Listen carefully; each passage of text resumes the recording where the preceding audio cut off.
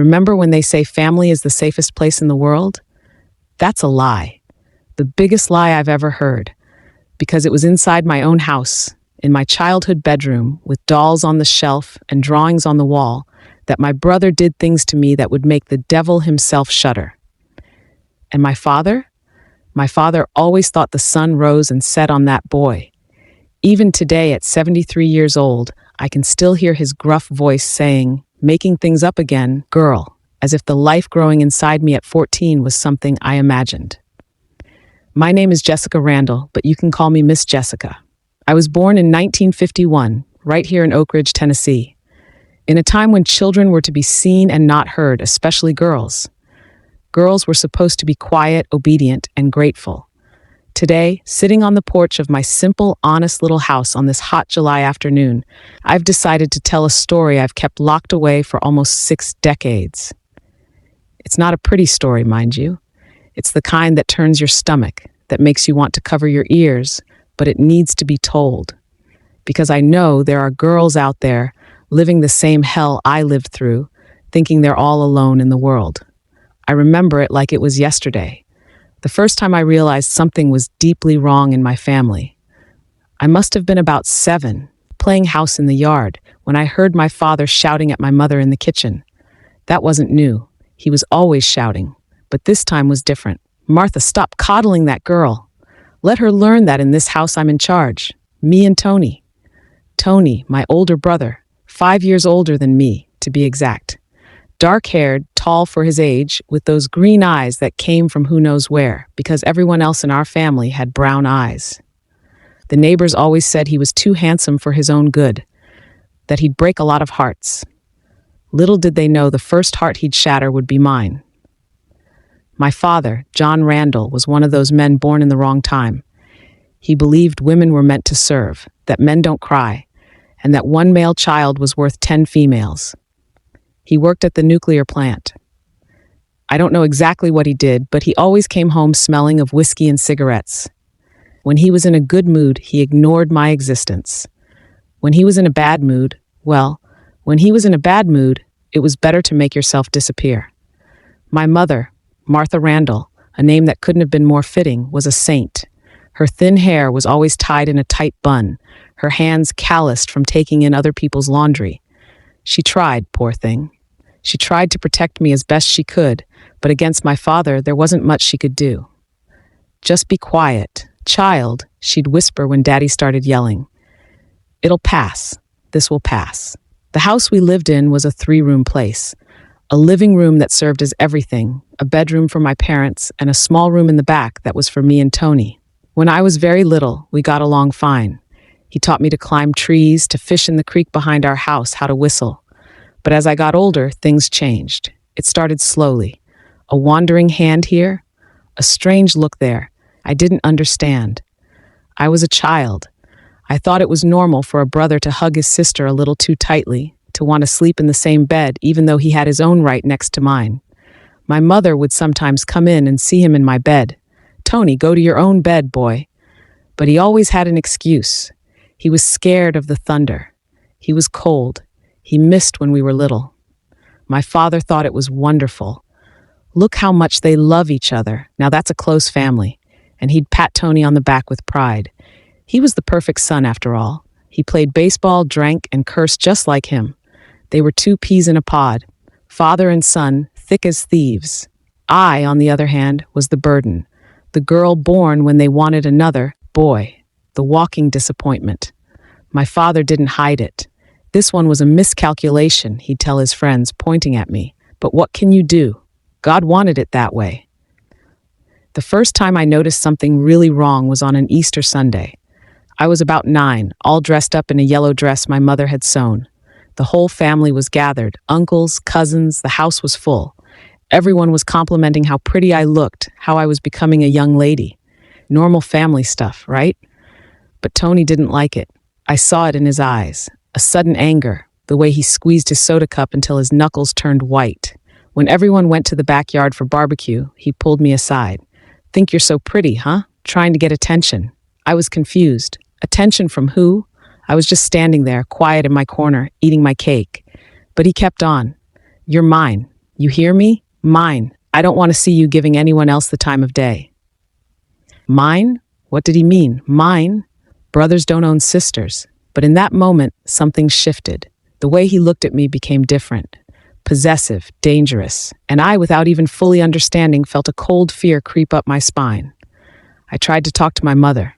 Mom, Tony's being strange with me. She was washing dishes, her hands covered in suds, her face always tired. She stopped for a second, looked at me, and I saw it.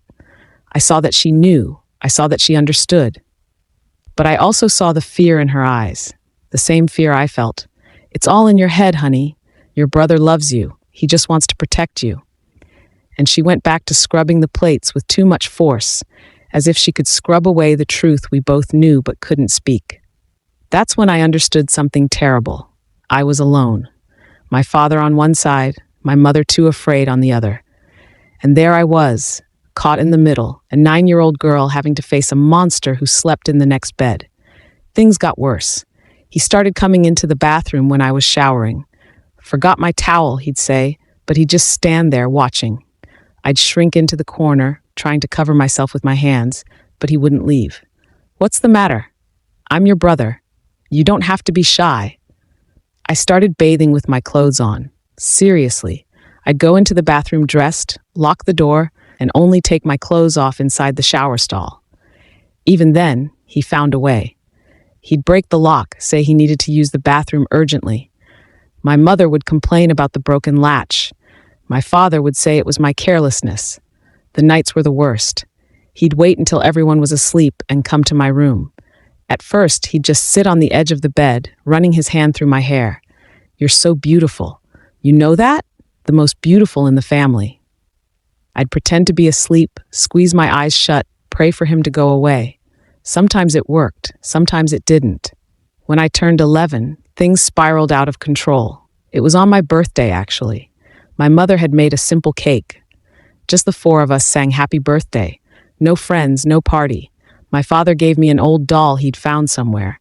You're getting too old for this nonsense, he said. But here. Tony gave me a necklace, a cheap plastic thing, but he made a big show of it. For my beautiful little sister. And he hugged me in front of everyone. A hug that lasted too long, held too tight. I felt his hand sliding down my back, stopping where it shouldn't. I looked at my mother in desperation. She looked away. That night, he came to my room again, but this time it was different. This time, he didn't just watch. You're a young lady now, he whispered in my ear. Time you learned a few things. I was shaking so hard the bed rattled. I tried to scream, but he covered my mouth. Be quiet. If you scream, I'll tell Dad you've been fooling around with Mike from the grocery store. You know what he'll do to you. I knew. Of course, I knew. I'd seen him beat my mother for much less. So I stayed quiet. I bit the pillow and stayed quiet while my brother did things I still have trouble putting into words. It hurt. It hurt so much I thought I would die. But the physical pain was nothing compared to the pain in my soul. To know this was happening and nobody would help me. The next day I could barely walk. My mother noticed. What's wrong, Jessica? Why are you limping? I said I'd fallen. She didn't ask anything else, but when Tony wasn't looking, she put antiseptic on my wounds. Her hands trembled and silent tears streamed down her face, but she didn't say a word. She never did. From that night on, it became a routine. 2-3 times a week, sometimes more. I learned to detach myself. It's amazing how the mind can escape the body when it needs to. I'd imagine I was a bird, flying free in the sky, anywhere but there in that bed with that weight on top of me. My father continued to think Tony was the greatest. The two of them would go to the bar together, come home drunk, singing. "This is my son," he'd shout for the whole neighborhood to hear. A real man, not like that mousy girl Jessica. I was visibly withering away. I stopped eating, stopped talking. At school, teachers would ask if everything was okay at home. I'd just nod. What was I going to say? Who would believe me? Tony was everyone's favorite. Handsome, polite, helpful. The perfect son. No one could imagine the monster he was behind closed doors. There was a day I almost told everything. It was to Mrs. Johnson, our neighbor. She was different. No husband, lived alone, worked outside the home. The other women talked about her behind her back, said she was a lesbian, that she wasn't respectable, but she was always kind to me. "Jessica, honey, you're not well," she said one day, finding me crying behind the church. "What's happening?" I opened my mouth to speak. The words were on the tip of my tongue. My brother, he does things. But then I remembered my father, what he was capable of, not just to me, but to my mother, to anyone who got involved. And I shut my mouth. "It's nothing, Mrs. Johnson. I'm just sad because I fought with a friend." She didn't believe me. I could see it in her eyes, but she didn't push. Years later, after everything had happened, she sought me out. "I knew, Jessica. I knew, and I did nothing. Forgive me." I forgave her, of course. What could she have done? In those days, nobody talked about these things. It was a family secret, a forbidden subject, a shame carried in silence. When I turned 13, my body started to change. Breasts growing, hips widening. My period came and scared me because no one had ever explained anything. My mother just gave me some old rags and said, "Now you're a young lady. Be careful." Careful of what? I was already taking every precaution in the world, and it didn't help at all.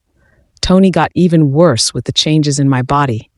It was like I had become a more valuable trophy. The nightly visits increased. Sometimes he wouldn't even wait for everyone to be asleep. He'd corner me in the bathroom, in the pantry, in any dark corner of the house. "You're getting hot," he'd say. "Soon the boys will be sniffing around.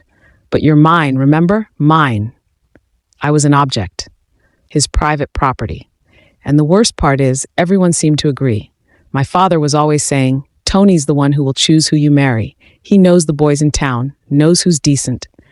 Little did he know the only man who had ever touched me was his own son. The final straw came on a sweltering December afternoon. My father was at work. My mother had gone to wash clothes at the river. I was alone in the house, alone with him. "Come here, Jessica. Let's take advantage of being alone." I tried to run, but he was faster. He grabbed me by the hair and dragged me to the room. This time I fought. For the first time in all those years, I fought back. I scratched, bit, kicked. But he was stronger. He always was. "Think you're tough now, huh? I'll have to teach you a lesson." The lesson hurt more than all the other times combined. When it was over, I was bleeding heavily. He looked at the blood on the sheet and shrugged, "Clean that up before Mom gets home." But I couldn't even get up. I lay there in that red puddle, wishing I would die, wanting to disappear. That's how my mother found me. Her scream still echoes in my ears, a scream of horror, of pain, of guilt. She knew, of course she knew. "My God, my child, my God." She hugged me, rocked me like a baby. "Forgive your mother, forgive me." That day, something in her broke, or maybe it was fixed. I don't know. I just know she picked me up, took me to the bathroom, washed me carefully, and then made a bundle with our clothes. "We're leaving," she said. "Where to, Mom?" "I don't know, but we have to get out of here." But we didn't leave. As we were at the door, bags in hand, my father arrived. Drunk, as always. He took in the scene and understood immediately. "What nonsense is this?" My mother tried to explain. She stuttered, cried, begged, showed him the blood, the bruises. My father listened to everything in silence. Then he looked at Tony, who had appeared behind him. "Is this true, son?" Tony shrugged. "Jessica's making things up, Dad. You know how women are. She's probably jealous because I have a girlfriend." And my father believed him, or pretended to believe him, or simply didn't care. He slapped my mother so hard she fell. "Trying to run away? Run. But the girl stays. Someone has to cook and clean in this house." My mother looked at me. I saw the exact moment she gave up. On me, on herself, on life. She dropped the bag and went to the bedroom. We never spoke about that day again. Life went on. The nightly visits continued. My body was still not my own. My soul was dying a little more each day, but something had changed. I was no longer that frightened girl who bit the pillow. Now, I was a survivor, and survivors do what they must to stay alive, even if they're dead inside. That's how it works in a house where the monster has the king's protection. And the worst was yet to come. The year 1965 started differently. I woke up on the first day of January feeling nauseous. It wasn't a New Year's hangover. We didn't celebrate. It was a nausea that came from nowhere. I thought it was something I'd eaten. Little did I know that nausea would change the course of my life forever. January flew by. The nausea continued, especially in the mornings. My mother noticed. Of course, mothers notice everything, even when they pretend not to. "You eating spoiled food, girl?" I shook my head. We barely had good food, let alone spoiled. It was on a Tuesday in February that it hit me. My period was late, very late. I wasn't regular anyway. But when I put the lateness together with the nausea, the sore breasts, the strange cravings, my God, no, it couldn't be. But it was. I remember the desperation, sitting on the bathroom floor, counting on my fingers. December hadn't come. January hadn't come. February was halfway gone. 3 months. I was 3 months pregnant with my brother's child. The panic was so great I threw up right there. This time it wasn't morning sickness. It was pure terror. I was 14 years old. How could I tell anyone? Who would I tell? My mother already knew about the abuse and did nothing. My father would say it was my fault that I'd seduced Tony. What would he do when he found out? I decided to hide it. I started wearing the baggiest clothes I could find. My father's old shirts, my mother's loose dresses. I tied rags around my belly, tightened them until it hurt. Anything to disguise the bump that was starting to show. But you can't hide a pregnant body for long. It was my mother who noticed first, of course. One morning in March, she came into the room while I was changing. She saw the prominent belly, the swollen breasts, the stretch marks beginning to appear. Her face lost all color. "Jessica, my child, are you?" I started to cry. It was the first time in months I'd cried for real, not the silent crying I'd mastered. I sobbed until I could barely breathe. "Mom, I didn't want this. I swear I didn't. He always." She hugged me tightly like she hadn't hugged me in years. We cried together on the cold floor of the room, two women shattered by the same misfortune. "We have to tell your father," she said finally. The blood froze in my veins. "No, Mom. For God's sake, he'll kill me." "And what do you want me to do, Jessica? Soon it won't be possible to hide." She was right. At 4 months, it was hard to disguise. At 5, it would be impossible. But fear was stronger than reason. "Let's wait a little longer, just a little longer," she agreed. Poor thing. She was terrified of my father, too. But she started taking care of me in secret, saving extra food, brewing teas for the nausea. Tony kept coming to my room. It's surreal to say, but he didn't notice a thing. Men can be so oblivious. He did what he did and left, not noticing my body was changing, not realizing my moans were from pain, not pleasure. It was never from pleasure. April came and my desperation grew. The belly was impossible to hide completely. I started wearing a shawl all the time, even in the Tennessee heat. At school, I said I had a bad back, which was why I walked hunched over. The teachers believed me, or pretended to. But at home, it became harder and harder. It was on a night in May that everything fell apart. My father came home drunker than usual. He fought with my mother over the cold dinner, broke plates, kicked the dog. Tony tried to calm him down, but not even the favorite son could manage it that night. "Where's that Jessica?" he bellowed. I was hiding in the room, praying he'd forget I existed. But I wasn't lucky. He kicked the door open. He saw me huddled in the corner, trying to cover my belly with the shawl. He took 2 steps toward me and stopped. His eyes went from my face to my stomach and back again. "Take that rag off," he growled. With trembling hands, I took off the shawl. I stood there, my 5-month belly clear under the thin dress. The silence was worse than any shout. He turned red, then purple, his eyes bulging. When he finally spoke, his voice was low and dangerous. "Whose is it?" I opened my mouth, but no sound came out. "I'm asking whose child this is." "John, calm down," my mother tried to intervene. He slapped her without even looking. "Shut up." He turned back to me. "I knew it. Always knew you were no good. Who was it? The grocery boy, the butcher's helper? How many were there, you little slut?" The words cut deeper than any knife. At 14, pregnant by my brother, and that's what my father saw in me. "Dad, it wasn't." "Don't you call me Dad," he spat. "I'm not the father of a whore." That's when Tony came in. He saw the scene and understood immediately, but instead of fear or guilt, what I saw on his face was anger. "What's going on here?" "Your sister," my father said, pointing at me like I was a disgusting animal. "The slut is pregnant."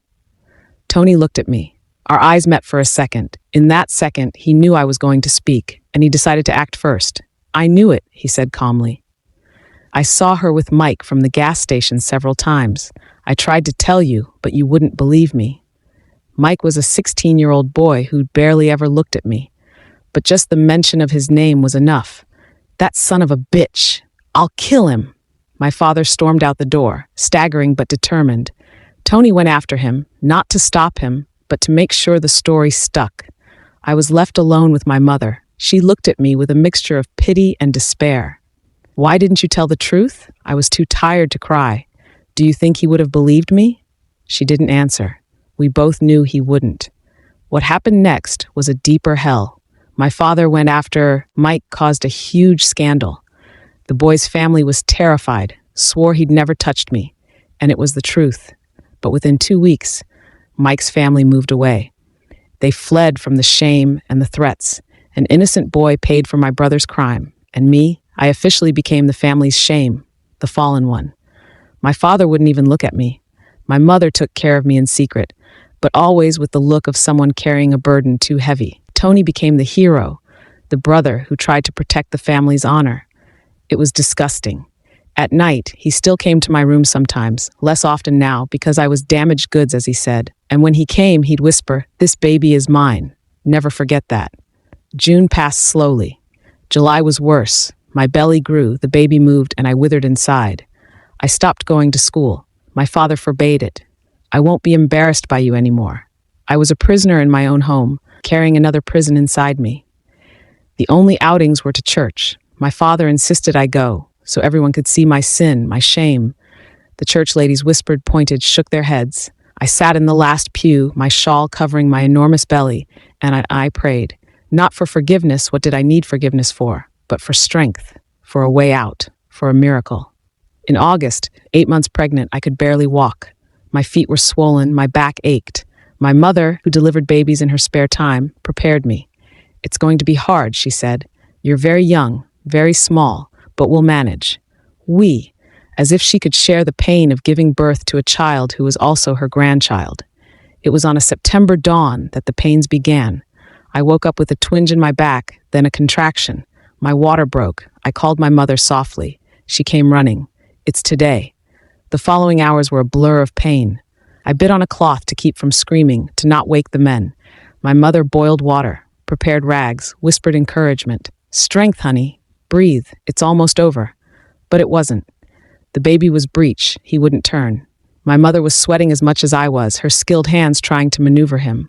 "Holy Mary, help my daughter," she prayed. It was 16 hours of labor.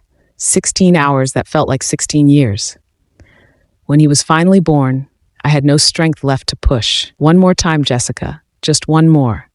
And with a final wave of pain, he was born. A boy. Small but perfect. Dark hair, fair skin, and when he opened his eyes, they were green like Tony's. My mother cut the cord, cleaned him, and wrapped him in a cloth. When she placed him on my chest, I felt something I didn't expect. Love. Pure, devastating, unconditional love. This little creature was innocent. He deserved all the protection in the world. "What will you call him?" my mother asked. Before I could answer, the door opened. My father came in, Tony behind him. They saw the baby, saw me exhausted and bleeding. "It's a boy," my father stated. A shadow of something like pride passed over his face, but it quickly disappeared. "Doesn't matter." But Tony approached. He looked at the baby, saw the green eyes, the jaw that was already square like his. He smiled. "The kid's handsome," he said, and for a brief moment I saw something in his eyes. Not remorse. It was possessiveness, twisted pride. This baby was living proof of his power over me. "He'll be called Charles," my father decided. A proper man's name. Maybe he won't take after his mother. My son had a name, Charles Randall. No father on the record. Officially, no one knew who it was. In the days that followed, the house was strange. My father pretended the baby didn't exist. My mother took care of us. And Tony, he prowled. He'd watch me nurse, change diapers. Sometimes he tried to hold him, but I wouldn't let him. My whole body tensed when he came near. "He's my son, too," he said once softly when we were alone. "No," I answered with all the firmness I could muster. "He's mine, only mine." But I knew it wasn't true. In that house, in that family, nothing was just mine. Not my body, not my son, not my life. My milk was slow to come. Charles cried from hunger. I cried from desperation. It was Mrs. Johnson, the neighbor, who saved us. She appeared with a can of formula, said it was left over from her grandchildren. A lie, of course. She'd bought it, but she presented it in a way my father couldn't refuse. "Accept it, John. It's for the child. He's not to blame." And so Charles survived. formula from the neighbor, clothes that mysteriously appeared at the door. The town knew, and a few tried to help, but the situation at home only got worse. My father drank more, hit more, my mother withered away, and Tony started making plans. When the kid grows up, he'll be just like me, he'd say. I'll teach him everything. He'll be my partner. The terror I felt hearing that was worse than all the violence I'd suffered. He wanted to turn my son into a monster like him. No, not ever. I would die before I let that happen, and that's when I started planning our escape. Me, a 15-year-old with a baby, no money, nowhere to go, but I had to try. For Charles, for the innocent child who deserved a chance to be free. The plan to run away hammered in my head day and night. Charles was 3 months old. How does a girl with no money escape? Where do you go? It was December when I gathered the courage for my first attempt. I took Charles, a blanket, a bag with his few clothes, and a can of formula. I reached the gate. 1 step, 2, 3. Then I heard my father's voice. Where do you think you're going? He hadn't gone to work. He was waiting. I turned slowly. I was taking the baby for some air. The slap came before I finished. I fell, protecting Charles with my body. He started to scream. Thought you'd run away with the bastard? He dragged me back into the house by my hair and locked the door. From that day on, I was a prisoner. I couldn't even go to the backyard without supervision. January 1966 came, hot and suffocating. Charles was growing, looking more like Tony every day. He was my blessing and my curse. I loved him more than life itself, but every familiar feature was a reminder of the horror. Tony started taking more interest. He wanted to hold him, play with him. It disgusted me, but I couldn't always stop it. My father supported it. Let the uncle take care of his nephew. It's good to have a male figure around. A male figure. If he only knew. One afternoon, I overheard Tony talking to a friend. When the kid grows up, he'll be my buddy. I'll teach him everything I know. Women, booze, he'll be a real man, not raised by a woman. I froze. He wasn't talking about playing ball. He was talking about turning my son into another predator. No, never. I would rather die than let that happen. On a February night, I tried again. This time, I was smarter. I waited for deep sleep, took a kitchen knife, and forced the window open slowly. I passed Charles through first, then squeezed out myself. I was almost to the street when the neighbor's dog started barking. Lights came on. My father appeared at the door, furious. Get her! I ran. With Charles in my arms, barefoot, I ran like never before. But where to? I didn't know anyone. I ended up hiding behind the church, crouching there, praying for a miracle, but no miracle came. My father found me with Tony and his friends. The beating I took that time almost killed me. I was beaten until I passed out. I woke up 2 days later, bruised and swollen. Next time, I'll kill you, my father promised, and the bastard with you. I didn't doubt him. March passed. April came. I lived like a ghost. Tony still came to my room when he felt like it. You're still mine, he'd say, no matter how many children you have. The terror of getting pregnant again consumed me. But what could I do? In May, I met Rosie, a girl my age from New York. She was different. She wore pants, cursed, smoked. She fascinated me. She was everything I wanted to be, free. We started talking after church. She didn't judge me. How old is your son? 8 months. And the father? There is no father. She looked at me in a way only another woman can understand. There's always a father. The question is whether he's worth talking about. She started coming to my house with excuses. My father didn't like her, but my mother did. What no one knew was that Rosie was helping me plan. She had contacts in New York, safe houses for women like me. But you need money for the ticket, she explained, and something to live on until you find a job. Money.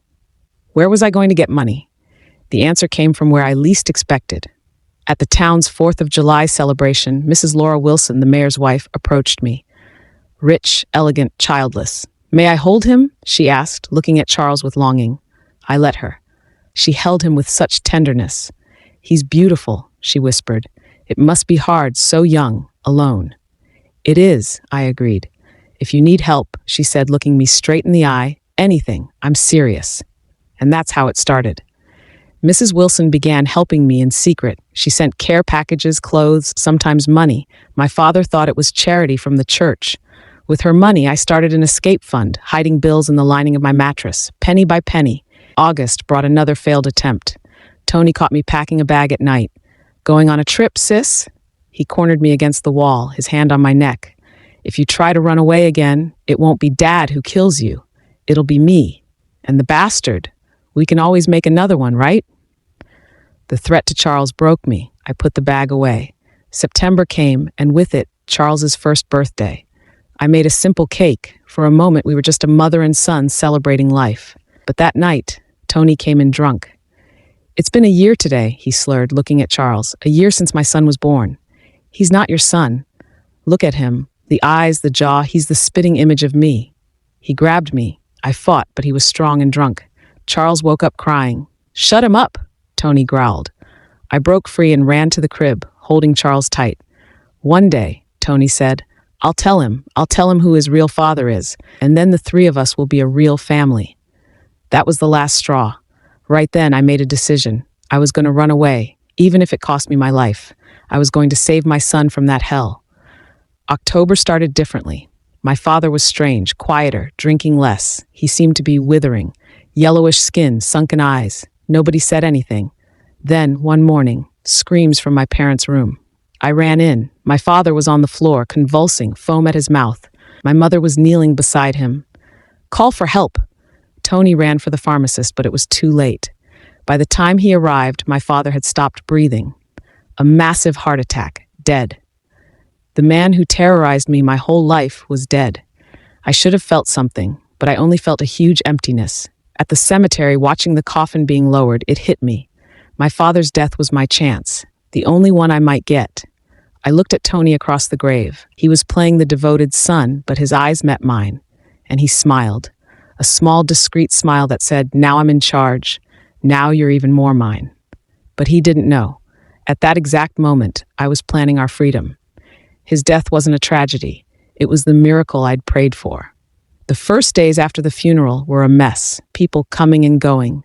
My mother was lost. Tony was strutting, handling the paperwork, but I wasn't wasting time. While they dealt with death, I was planning life. Rosie showed up. So, you're going to take the chance? I looked at Charles. I am, but I need to be smart. When? Soon, before he takes over for good. The plan was simple. Wait for the will, take my share, and disappear. Rosie had already talked to her cousin in New York. The problem came when the lawyer read the will. My father had left everything to Tony. Everything. The house, the land, the savings. For me and my mother, just the right to live there as long as Tony allowed. But that's not fair, my mother complained. The lawyer shrugged. The law allows it. I saw the triumph on Tony's face. Now it was official. He owned everything. Everyone. Me. That night, desperation hit. Without money, how could I run away? Then I remembered Mrs. Wilson. The next day, I went to her house. In her luxurious living room with Charles in my lap, I told her everything. Not all the sordid details, but the essentials. That I needed to leave, that I feared for my son. She listened.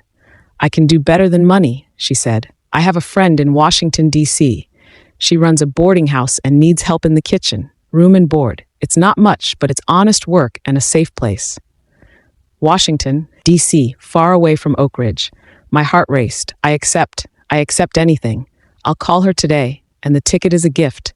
But there's one condition, Jessica. You leave and don't come back. Don't write. Don't send news. Cut all contact. It's for your safety and mine. My husband can't know. I promise. No one will ever know. The following days were careful preparation. I packed the essentials. Rosie helped with bus schedules. The date was set, November 3rd, 1966. The bus left at 4 a.m. The night before, I barely slept. At 3 a.m., I got up, dressed Charles while he slept, and grabbed the bag. I tiptoed through the silent house. I was almost at the door when I heard, "So you're really leaving?" I froze. My mother was standing in the kitchen doorway. "Mom, I have to." "I know. I've always known everything." Her voice was a broken whisper. "I never had the courage. I was afraid. Why didn't you protect me?" The question held years of hurt. She lowered her head. "Because I'm weak. Always have been. But you're not. You're strong, Jessica. Stronger than I'll ever be." We looked at each other in the dark, mother and daughter. "Go," she finally said. "Go and don't look back. Take care of that boy. Give him the life you deserve." I approached and kissed her wrinkled cheek. "Goodbye, Mom." "Goodbye, my daughter." I walked out the door without looking back. The bus station was small and poorly lit. Rosie was there. I thought you weren't coming. I almost didn't. My mother, she knows. She always knew. The bus arrived. I climbed on, found a seat in the back. Rosie waved from the sidewalk as we pulled away. Oak Ridge disappeared into the darkness, becoming a memory. The road stretched ahead. Charles slept in my lap. 18 hours to leave Jessica Randall behind and become someone new. In Washington, nobody knew me. I could be anyone. I chose Jessica Smith, young widow. It was a lie, but some lies are necessary. Some truths can kill. We arrived near midnight. The bus station was huge, bustling. I found a phone and called the number Mrs. Wilson had given me. A woman's voice answered. Good Hope Boarding House. Hello? Is this Mrs. Martha? Mrs. Wilson sent me. Jessica Smith. Oh yes, I was expecting you. Come, dear, take a taxi. The boarding house was simple but clean. Mrs. Martha welcomed me. You must be tired. I've prepared a room. The room was small but had a bed, a crib for Charles, a dresser. It was luxury to me. You start in the kitchen tomorrow. I can. Of course I can. That first night in Washington, lying in the strange bed with Charles sleeping peacefully, I finally let myself cry. Cry with relief, with fear, with hope. The past was in Oak Ridge. The future began here, in this little room, with my son in my arms and freedom within reach. It wouldn't be easy, but it would be ours. And that was enough. Washington was my salvation. The first months were hard, but it was a different kind of hard. It was the hardness of honest work, of a heavy but free routine. I woke at 5 a.m., cooked for 15 guests, cleaned, cared for Charles. It was exhausting, but it was mine. Nobody touched me without permission. Nobody invaded my room. I was just Jessica, the cook, a quiet, hardworking woman. Charles grew strong. He became the joy of the boarding house. For the first time, my son had a family. Odd, improvised, but a family. In 1968, a new guest arrived, Mr. Robert, a retired civil servant, a recent widower. He was kind, educated. He noticed Charles and started bringing him little gifts. Gradually, I lowered my guard. He was like a grandfather. One day, he made a proposal. Jessica, I have a house in Georgetown. It's too big for me. How would you and Charles like to live there? You'd take care of the house, cook, and I'd pay a fair salary. It seemed too good to be true. A house? I talked to Mrs. Martha, who assured me he was a decent man. I accepted. We moved in March 1969. It was a simple, spacious townhouse. Charles had his own room.